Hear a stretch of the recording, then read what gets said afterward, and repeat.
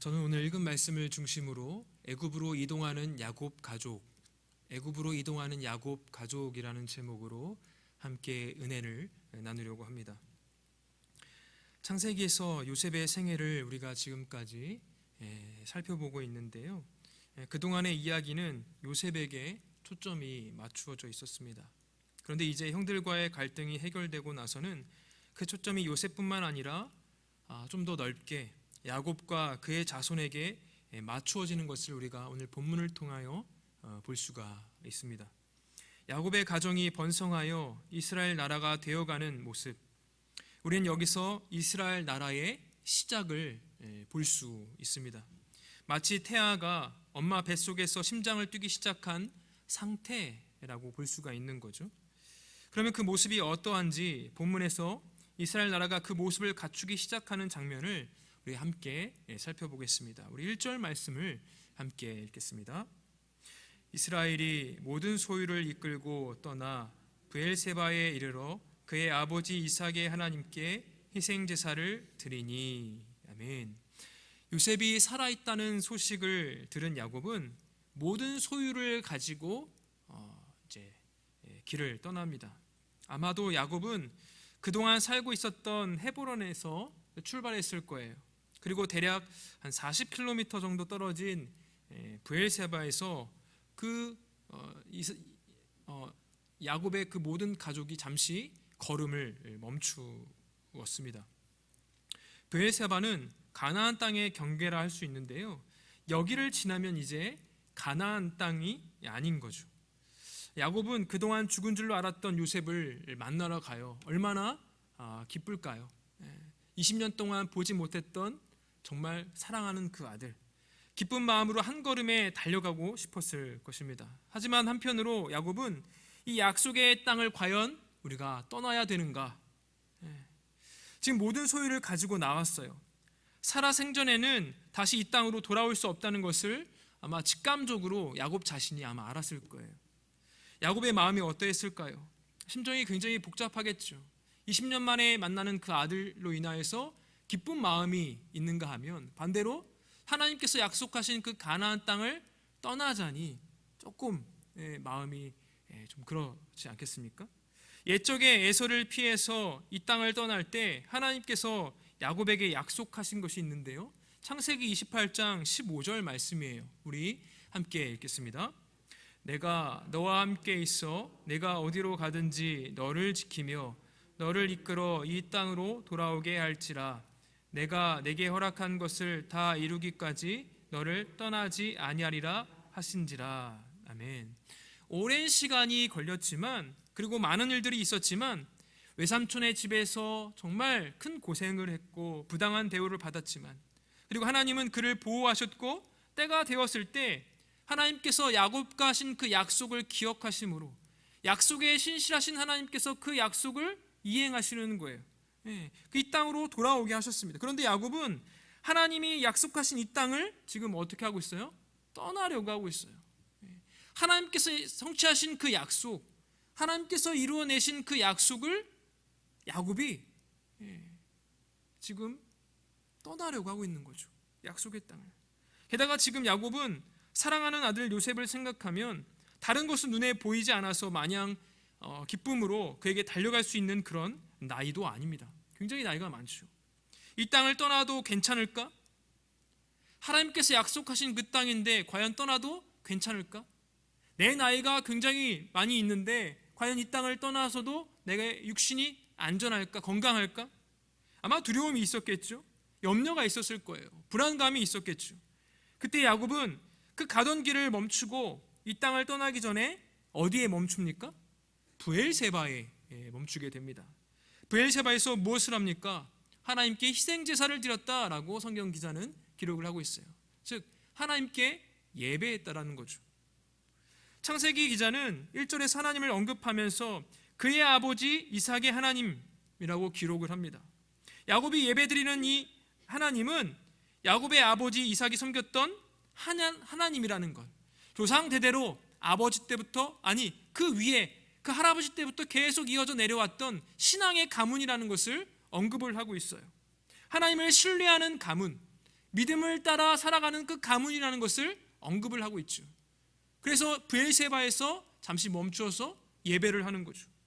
하나님을 이삭의 하나님이라고 언급한 것, 그리고 예배드리는 장소가 브엘세바라는 것은 야곱의 하나님과 그의 조상의 하나님을 연결하는 거예요. 왜 그렇습니까? 브엘세바라는 땅이 어떤 곳이에요? 하나님이 아브라함에게 우물의 소유권을 얻게 하심으로 가나안 땅에 대한 언약 성취의 일부를 맛보게 하신 곳이 바로 이 브엘세바였습니다. 또한 아브라함과 맺은 언약을 이삭에게 확증해 주신 곳이 바로 브엘세바였어요. 한마디로 브엘세바는 이스라엘의 조상이 하나님과 깊은 관계를 가졌던 곳, 신앙의 추억이 깃든 곳, 그곳이 바로 브엘세바였다라는 거예요. 그러니까 이스라엘 가문에 있어서 이 브엘세바라는 이 땅은 신앙의 고향과도 같은 거죠. 이스라엘은 하나님이 자신과 후손에게 주겠다고 약속하신 이 가나안 땅을 떠나면서 브엘세바에 들러 하나님께 제사를 드리고 애굽으로 가는 것을 허락받고자 합니다. 사실 애굽이라는 곳은 언약의 자손들에게는 썩 내키지 않는 장소예요. 왜 그래요? 아브라함은 기근 때문에 애굽을 갔다가 불상사를 겪었고, 또한 이삭이 기근을 만났을 때 하나님께서 내려가지 말라라고 막으셨던 그곳이 바로 애굽이었습니다. 야곱은 아브라함과 이삭의 그 행적을 기억하고 있었던 거예요. 그것을 통해서 하나님이 택하신 백성이 애굽을 가서는 안 되는구나, 이미 머릿속에 아마 인이 박혔을 거예요. 하나님께서 몹시도 싫어했던 그곳, 그것을 알기 때문에 지금 야곱은 브엘세바로 가서 희생제사를 드리며 하나님의 허락을 받고 싶은 거죠. 왜요? 대대로, 조상 대대로 애굽은 가서는 안 되는 땅이에요. 그런데 동시에 애굽엔 누가 있어요? 사랑하는 요셉이 있어요. 그리고 지금 그 애굽 근처에 애굽 지역뿐만 아니라 가나안 땅에 무엇이 지금 있어요? 기근이 있었잖아요. 그 기근을 피해서 애굽으로 내려가야만 연명을 할 수가 있는 거죠. 그래서 지금 야곱은 하나님께 허락을 받으려고 제사를 드리고 있습니다. 죽은 줄 알았던 아들을 만나고 싶고 기근을 피해야 하는 상황이라 해도 하나님이 원하지 않는다면 애굽에 가지 말아야겠죠. 아무리 정말 사랑하는 그 아들이 20년 만에 만나고 싶은 아들이 있을지라 하더라도 하나님이 거기서 멈춰라, 가지 말라라고 하면 가지 말아야 되는 곳이 바로 애굽이에요. 그래서 지금 1절에서 성경 기자는 이삭의 하나님, 그동안 조상 대대로 신앙 명문 가문이었던 이 아브라함의 그 가문, 믿음에 따라 살아냈던 이 야곱이, 물론 중간중간에 믿음으로 살아내지 못한 부분들도 분명히 있습니다만 하나님께서는 그 가문들을, 한 인생들을 어떻게 계속 믿음의 연약한 지체로 내버려 두지 아니하시고 날마다 어떻게 하세요? 성장케 하시잖아요. 그러니까 야곱이 어느 정도 믿음이 성숙해진 거예요. 그래서 애굽을 가기 전에 하나님께 허락을 받으려고 하는 거예요.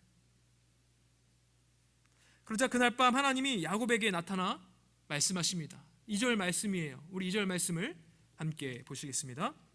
그 밤에 하나님이 이상 중에 이스라엘에게 나타나 이르시되 야곱아 야곱아 하시는지라 야곱이 이르되 내가 여기 있나이다 하매. 아멘.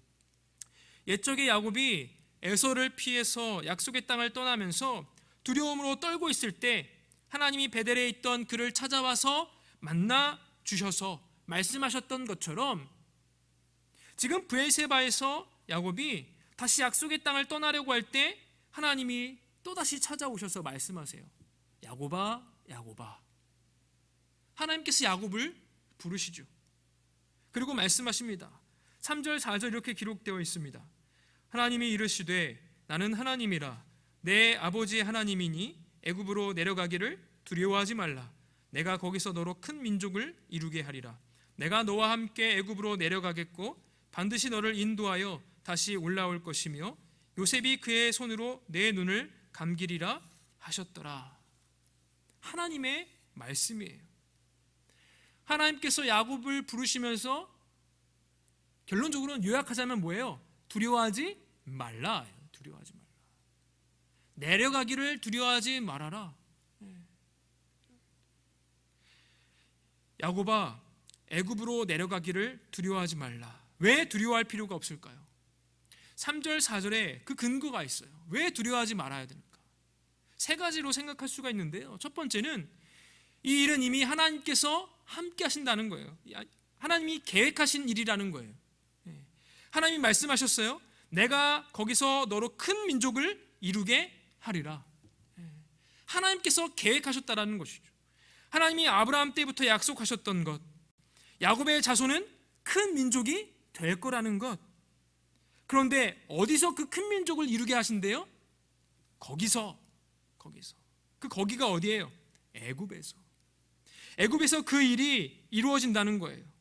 야곱이 애굽에 내려가는 일을 하나님께서 뭐 하신 거예요? 허락하신 거예요. 그러니까 두려워할 필요가 없는 거죠. 하나님께서 이미 계획하신 것이고 하나님의 섭리 가운데 이미 진행되고 있는 일이니 두려워하지 말아라. 그냥 앞으로 나아가면 된다. 하나님을 신뢰하며 나아가면 된다 라고 말씀하세요. 또 두 번째로 야곱이 두려워하지 않아도 되는 그 근거가 무엇이냐면 하나님이 그와 함께 하신다라고 말씀하세요. 뭐라고 말씀하세요? 내가 너와 함께 애굽으로 내려가겠고. 누가요? 하나님이 야곱과 함께 하시겠다라고 말씀하세요. 야곱만 애굽으로 가는 것이 아니죠. 그의 가족들만 가는 것이 아닙니다. 하나님께서 야곱과 함께 내려가시겠다라고 약속해 주세요. 두려울 것이 있을까요? 하나님께서 함께 하시는데 두려울 것이 있을까요? 두려울 것이 하나도 없는 거죠. 세 번째로 야곱이 이 땅으로 평안히 돌아올 거라는 거예요. 다시 하나님께서 이 가나안 땅, 약속의 땅으로 다시 돌아오게 하신다라고 하나님께서 약속하세요. 뭐라고 말씀하세요? 반드시 너를 인도하여 다시 올라올 것이며 요셉이 그의 손으로 내 눈을 감기리라. 야곱은 애굽에 내려가서 평안히 죽음을 맞을 것이며 다시 약속의 땅으로 돌아올 것이다 라고 우리 주님께서 약속해 주십니다. 그러니 불안해할 필요가 전혀 없다라는 거예요. 훗날 야곱은 이 말씀대로 가나안 땅 막벨라 굴에 장사가 됩니다. 하나님이 허락하신 일이고 그 일을 위해 하나님이 함께 하시며 끝까지 하나님이 완벽하게 이루십니다. 그래서 하나님께서 말씀하세요. 뭐라고요? 두려워하지 말라. 하나님께서 허락하신 일이고 하나님께서 함께 하시고 하나님께서 끝날까지 함께 하시기에 끝까지 인도하시기에 두려워하지 말아라. 주 안에서 사랑하는 성도 여러분, 언약 백성들인 성도들은 모든 상황 가운데 두려워할 필요가 전혀 없습니다. 어떤 문제로부터도요. 인생의 모든 문제로부터 모든 질고와 고난 그리고 불확실한 미래로 인한 염려와 두려움이 몰려올 때 우리 주님께서는 뭐라고 말씀하세요? 두려워하지 말아라. 내가 하나님의 섭리 가운데 너희와 함께하고 끝날까지 구원의 그 완성이 되는 그날까지 인도하시기 때문에 두려워할 필요가 전혀 없다라는 거죠. 물론 하나님이 우리와 함께 하시며 그 계획을 이루어 가실 때 삶의 어떤 아픔들, 여러 가지 어려움들 없는 것은 아니죠. 하나님께서 분명히 함께 하신다라고 하셨는데 안 계시는 것처럼 느낄 때 분명히 있습니다. 많은 사람들이 내 주변에 있지만 정말로 외로움에 사무칠 때도 있습니다. 무언가 계획을 가지고 성취해 가는데 인생의 허무함이 밀려올 때가 있어요. 분명히 하나님께서 인도하시는데 확신을 갖지 못하며 불확실한 미래에 매몰되어 두려워할 때가 많이 있다라는 거예요. 그때 사람들은 무엇을 찾습니까? 무엇을 찾아요? 그 해답으로 무엇을 의지합니까? 무엇이 여러분의 문제를 해결해 주던가요? 주변에 있는 사람들이요? 돈이요? 여러분들의 경험이요? 무엇이 그 질고로부터 그 어려운 상황으로부터 여러분의 마음에 안정감을 주던가요? 무엇이 여러분의 인생에 행복을 주던가요? 이 땅에서 그 해답을 찾을 수 있었습니까? 결코 우리는 스스로 이 모든 인생의 문제를 해결할 수가 없습니다. 주 안에서 사랑하는 성도 여러분, 언약 백성은 하나님께서 그 모든 문제를 해결해 주시기 때문에 우리는 그 모든 문제를 주님께 다 내어 맡기며 나아가 평안을 누릴 수가 있습니다. 주님께 맡겨 행복을 누리고, 주님께 맡겨 생명을 누리고, 주님께 맡겨 안정감을 누리게 되는 거예요. 사람이 고안해낸 어떤 경험이나 물질이나 능력을 가지고서 행복을 쟁취할 수가 없고요, 생명을 누릴 수가 없어요. 오직 하늘에서부터 내려와야 우리의 모든 인생의 질고 문제를 해결할 수가 있는 거죠. 그것이 우리가 이 땅에서 누릴 수 있는 놀라운 복이고 은혜인 줄 믿으시기 바랍니다. 인생의 모든 문제의 해답이 무엇입니까? 결코 인생이 만들어낸 것으로 해결될 수 없음을 성경 기자는 이야기를 합니다. 성경은 이야기해요. 오직 예수만이 인생의 모든 문제의 해답임을 성경은 이야기합니다. 오직 예수만이 우리로 인생의 모든 문제를 해결해주고 갈증을 해결해주며 결핍의 문제를 해결해준다는 거예요. 이게 무엇입니까? 복음 아닙니까? 복음? 네, 복음. 우리에게 복된 소식이 들려왔어요. 예수로 인하여, 하나님의 말씀으로 인하여, 복음으로 인하여 우리의 영혼만 소생케 되어지는 것이 아니라, 내세의 문제만 해결되는 것이 아니라 우리 인생의 모든 문제들이 예수의 이름으로 다 해결되어진다는 거예요. 회복되어진다는 거예요. 생명이 주어진다는 거예요. 아멘이십니까? 아멘. 이것이 복음이죠. 우리가 믿는 복음이에요. 이제 야곱은 하나님께 그 귀한 약속을 받고 이제 그 애굽으로 내려가는 그 허락을 받고 이제 내려갑니다. 이렇게 이스라엘이 시작이 되는 거예요. 믿음으로 살아내는데 하나님께서 함께 하시겠다, 하나님의 섭리 가운데 하겠다, 구원의 끝날까지, 완성되는 그날까지 하나님께서 끝까지 인도하겠다, 그 약속을 부여받고 이스라엘이 시작되는 겁니다. 이스라엘 나라의 시작이 어느 누군가가 살다 보니까, 그냥 시간이 흐르다 보니까 그냥 세워지고 모여진 게 아니라는 거예요. 처음부터 하나님께서 계획하신 일이고, 하나님이 그 뜻에 따라서 각 사람에게, 아브라함에게, 이삭에게, 야곱에게, 그리고 요셉에게 약속하신 것을 신실하게 지켜내신 결과로 이 이스라엘이라는 공동체가 시작되었다는 거예요. 야곱은 이렇게 하나님의 허락하심과 인도하심 가운데 애굽으로 내려갑니다. 이어지는 이 내용은 이스라엘 나라를 시작하는 사람들의 이름이 쭉 나열돼요. 야곱의 자녀들이죠. 애굽으로 내려가는 야곱의 자손들을 기록을 하고 있는데요, 그 순서대로 레아의 자손들, 실바의 자녀들, 라헬의 자녀들, 비라의 자녀들, 이렇게 순서대로 이제 기록을 하고 있죠. 야곱이 집을 떠나 외삼촌의 집으로 갈 때만 해도 몇 명이었어요? 혼자였어요. 혼자 갔는데 지금은 엄청난 대가족이 되었습니다. 여러분, 오늘 46장 27절 말씀을 한번 보시겠습니다. 우리 함께 읽겠습니다. 애굽에서 요셉이 낳은 아들은 2명이니 야곱의 집 사람으로 애굽에 이른 자가 모두 70명이었더라. 아멘. 야곱의 가족이 모두 몇 명이래요? 70명이래요. 애굽으로 내려갈 때 가족 인원이 70명이래요. 물론 여기 나오는 70명이라는 숫자는 야곱의 모든 가족을 말한 것은 아니에요. 야곱의 며느리나 손녀들은 이 숫자에 포함되지 않았어요. 물론 이제 딸 1명, 손녀 1명, 여인의 이름은 딱 2명 이제 거론이 되지만 다 이제 거론이 되지 않아요.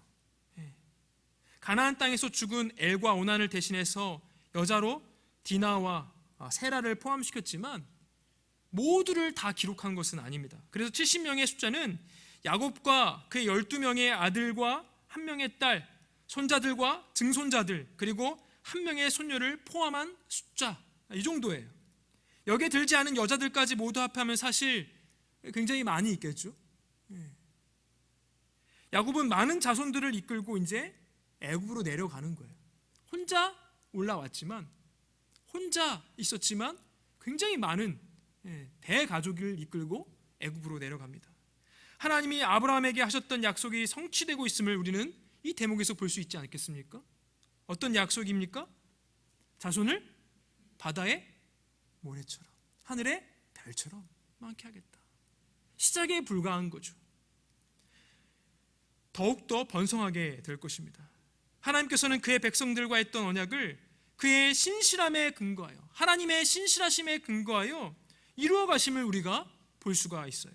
우리의 상황, 우리의 형편, 우리의 능력, 우리의 경험이 그 하나님의 약속을 성취해가는 어떤 도구가 되는 것이 아니라 하나님의 신실하심에 따라 약속이 이행되어져 가고 있는 거예요. 성취해져 가고 있는 것이죠. 하나님께서 일하세요. 이 약속이 무엇입니까?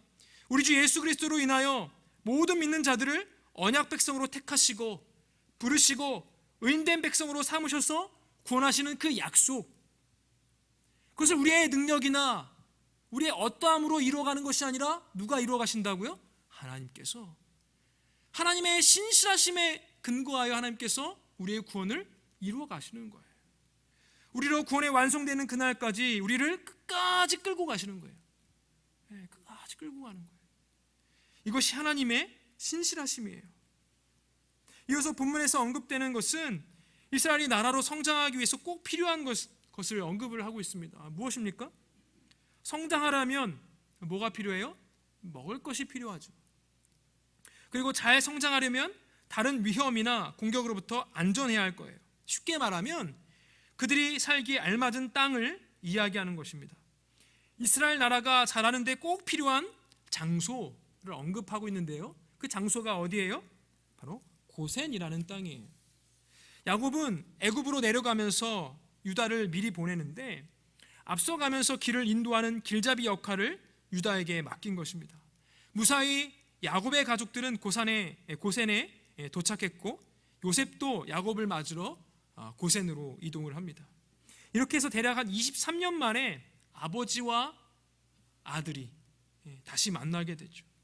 요셉은 아버지를 끌어안고 울기 시작했고 울고 있는 요셉에게 야곱이 이렇게 이야기해요. 46장 30절의 말씀입니다. 우리 함께 읽겠습니다. 이스라엘이 요셉에게 이르되 내가 지금까지 살아있고 내가 내 얼굴을 보았으니 지금 죽어도 족하도다. 20년 넘도록 죽은 줄 알았던 그 아들이, 그것도 특별히 더 사랑했던 아들이 살아있음을 알게 되었고 그 아들을 만나 품에 안는다면 어떤 마음이 들까요? 야곱은 요셉이 죽었다고 생각하는 동안에는 그 안에 안정, 평안, 온전한 안식이 있었을까요? 아마 없었을 거예요.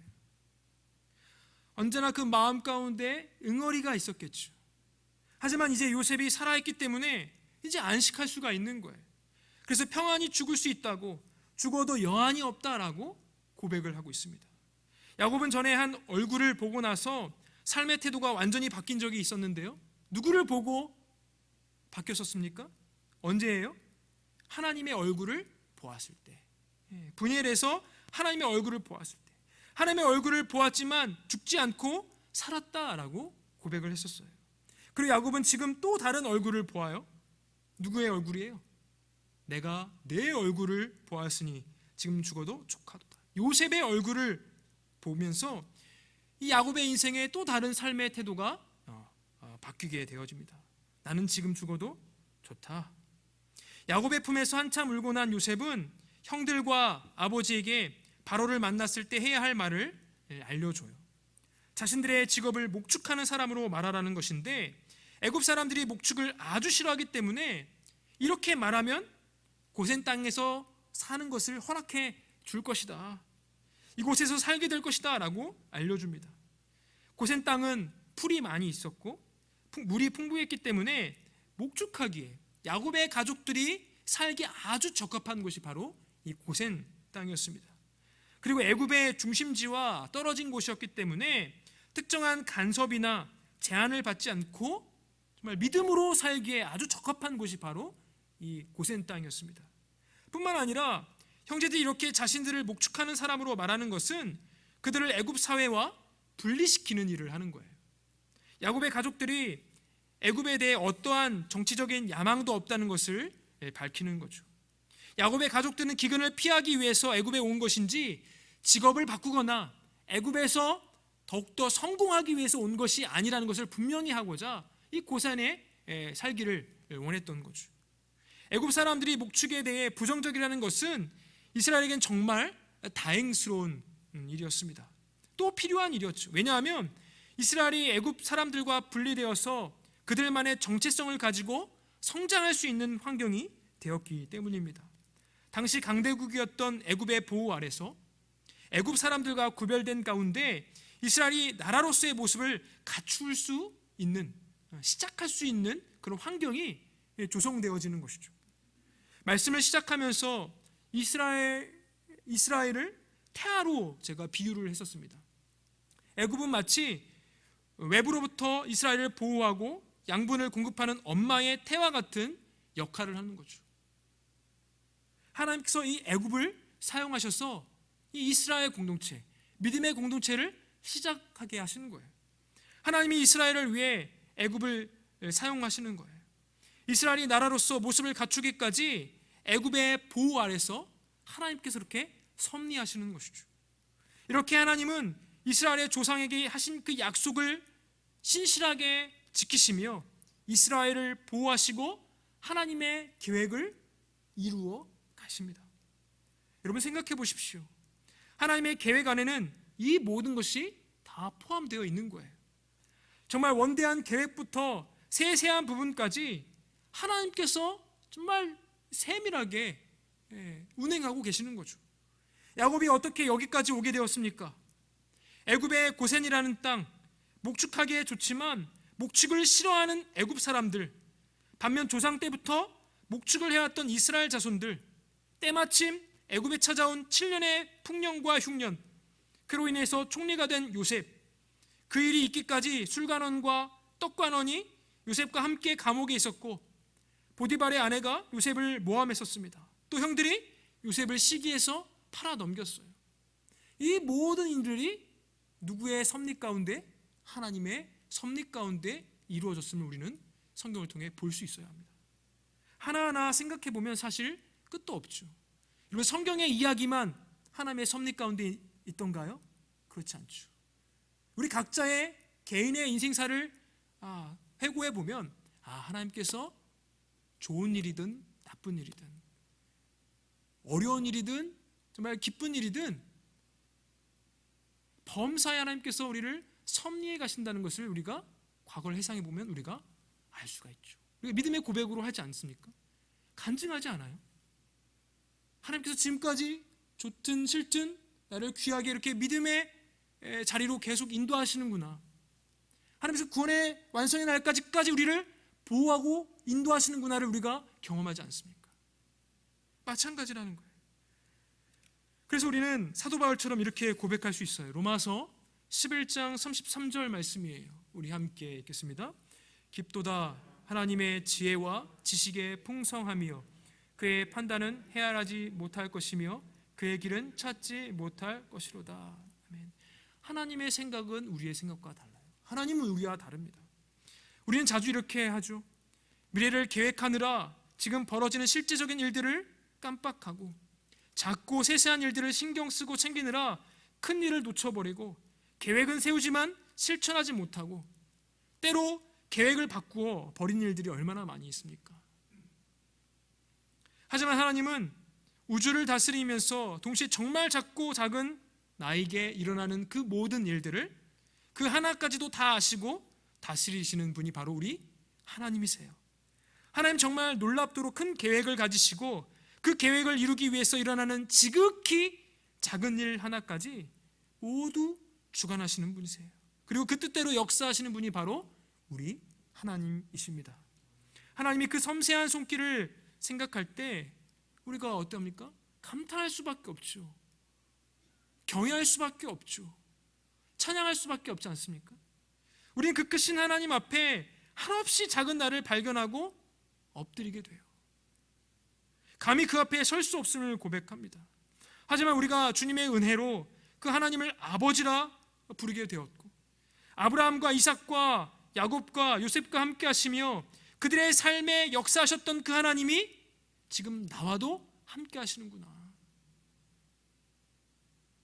외롭고 불안해하며 두려운 모든 상황 속에서도 구원의 완성의 그날까지 하나님께서 우리와 함께 하시고 섭리하고 계시고 끝까지 인도하신다는 그 사실을 우리 알 때 우리가 성경이 하나님께서 말씀하신 것처럼 뭐하지 않을 수 있는 거예요? 두려워하지 않을 수 있는 거예요. 때로 하나님의 역사하심이 잘 보이지 않을 때가 있어요. 하나님을 신뢰하며 사는 것이 손해보는 것만 같고 어려운 일만 더 생기는 것 같고 다른 것으로 마음이 빼앗기기도 하지만 우리가 하나님의 그 약속을 기다리기보다 그냥 포기하고 싶을 때 분명히 있지만 그 어떤 때라도 하나님은 분명히 우리와 함께 하십니다. 하나님은 반드시 그 구원의 완성의 그날까지 우리를 끌고 가십니다. 역사하세요. 그래서 하나님의 계획은 이루어지고 하나님의 약속은 성취되어집니다. 다만 하나님 때가 이를 때까지 뭐 해야 되는 거예요? 믿음으로 인내하며 기다려야 되는 거죠. 하나님이 눈에 보이지 않기에 내 현실에 와닿지 않고 내 삶과는 별로 상관없어 보이고 저 멀리 딴 세상 이야기처럼 들릴 때도 있지만 여러분 그렇지 않습니다. 주님의 음성에 귀 기울여 보십시오. 하나님의 역사하심에 눈을 크게 뜨고 믿음의 눈을 뜨고 한번 하나님의 역사를 바라보시고 경험하십시오. 하나님은 우리와 함께 하시며 내 삶에 역사하고 계십니다. 다만 우리가 보지 못할 뿐이죠. 우리가 깨닫지 못할 뿐이죠. 주 안에서 사랑하는 성도 여러분, 기억하십시오. 하나님은 내 삶에 역사하고 계십니다. 그리고 그것이 우리가 이 땅을 살아갈 때 다르게 살게 하는 힘이 되는 거예요. 두려워하지 않을 수 있는 거예요. 두려워하고 있는 그 야곱에게 찾아오셔서 야곱아 부르셨던 그 하나님께서 우리 한 성도들에게 찾아가셔서 성화야 두려워하지 말라. 그렇게 위로하시며 그 근거들을 우리 하나님께서 말씀하시지 않으셨습니까? 내가 너와 함께 하겠다. 반드시 내 계획대로 그 역사를 약속의 신실하신 하나님께서 이루어내겠다. 너를 그 구원의 끝날까지 인도해내겠다. 분명히 약속해 주셨기 때문에 우리는 두려워하지 않을 수 있는 거예요. 그 말씀하신 하나님, 그 하나님이 우리와 함께 하시기에 또한 그 하나님께서 약속하신 그 길을 친히 그분께서 이루시기에 우리는 다만 그 하나님을 신뢰하며 이 땅에서 애굽으로 가는 거예요. 한 걸음 한 걸음 그 인도하심에 따라 내 삶을 맡길 뿐입니다. 주 안에서 사랑하는 성도 여러분, 바라기는 저와 여러분 모두가 그 주님을 신뢰하기를 원합니다. 따르기를 원합니다. 모든 문제 가운데 오직 해답되시는 분으로 오직 예수님을 바라보며 그분으로 그 주님께 우리 모든 것들을 내어 맡기는 저 여러분 되었을 때 모든 두려움에서 벗어나 하나님 안에서 주 안에서 날마다 행복감을 누리고 생명을 누리며 더 풍성히 누리는 저 여러분 되시기를 간절히 축원합니다.